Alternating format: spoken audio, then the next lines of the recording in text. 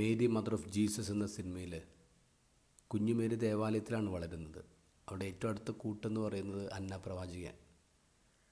ഒരു ദിവസം ഇവർ രണ്ടുപേരും മാത്രം ഒരു തുണി ഡൈ ചെയ്തുകൊണ്ടിരിക്കുകയാണ്. ആ സമയത്ത് മേരി അന്നയോട് ചോദിക്കും, അന്നാമേ, കുറേ വർഷങ്ങളായില്ലേ ദേവാലയത്തിൽ കഴിയുന്നത്? അതെ, 46 വർഷമായിട്ട് ഞാൻ ദേവാലയം വിട്ടു പോയിട്ടില്ല. അതൊരു നീണ്ട കാലമല്ലേ? അപ്പോൾ ഒരു ഡൾ ലൈഫല്ലേ ഇവിടെ? Dull, living constantly face to face with God, losing the narrowness of self-interest and being absorbed in the ever-widening interest which God makes known to me. Would you be so lucky, child? നിരന്തരം ദൈവത്തിൻ്റെ മുഖം കണ്ടുകൊണ്ട് ജീവിക്കുക, സ്വയം മറന്ന് ദൈവത്തിൻ്റെ താല്പര്യത്തിൽ മുഴുകിയിരിക്കുക, അതൊരു ഭാഗ്യമല്ലേ കുഞ്ഞെ?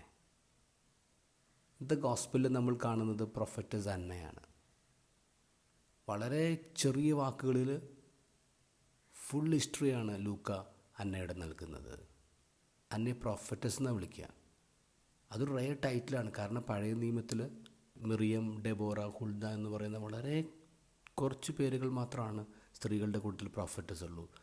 ആ റെയർ പൊസിഷനിലേക്കാണ് ലൂക്ക അന്നയെ കൊണ്ട് നിർത്തുക. പിന്നെ അവൾ ആഷർ ട്രൈബിലെ ആളാണെന്ന് പറയുന്നുണ്ട്. ക്രിസ്തുവിന് 722 വർഷം മുമ്പ് സ്കാറ്റർ ചെയ്യപ്പെട്ടൊരു കമ്മ്യൂണിറ്റിയാണ്. അപ്പം അന്നയെക്കുറിച്ച്, അന്നയുടെ വംശത്തെക്കുറിച്ച് പറയുമ്പോൾ എന്താ ലൂക്ക പറയുന്നത്? ഇസ്രായേലിൻ്റെ ചിതറിക്കപ്പെട്ട ഓപ്സ് തിരിച്ചു വരാണ്. 7 വർഷത്തെ വിവാഹ ജീവിതം മാത്രമേ അവൾക്ക് ഉണ്ടായിരുന്നുള്ളൂ. ബ്രീഫ് മാരേജും ഒരു നീണ്ട വിഡോഹുഡുമാണ്. അപ്പോൾ എത്രയും വൾണറബിൾ പൊസിഷനിലാണ് അന്ന ജീവിച്ചുകൊണ്ടിരിക്കുന്നത്. എന്നിട്ടും അവൾ ദേവാലയം വിട്ടു പോയില്ല എന്ന് പറയുമ്പോൾ ദേവാലയത്തെ വീടാക്കി മാറ്റിയവളാണ്. രാത്രിയും പകലും ഉപവസിച്ചും പ്രാർത്ഥനയും കഴിഞ്ഞെന്ന് പറയുമ്പോൾ ലൈഫ് ലിറ്റർജിയാക്കി മാറ്റിയവളാണ്.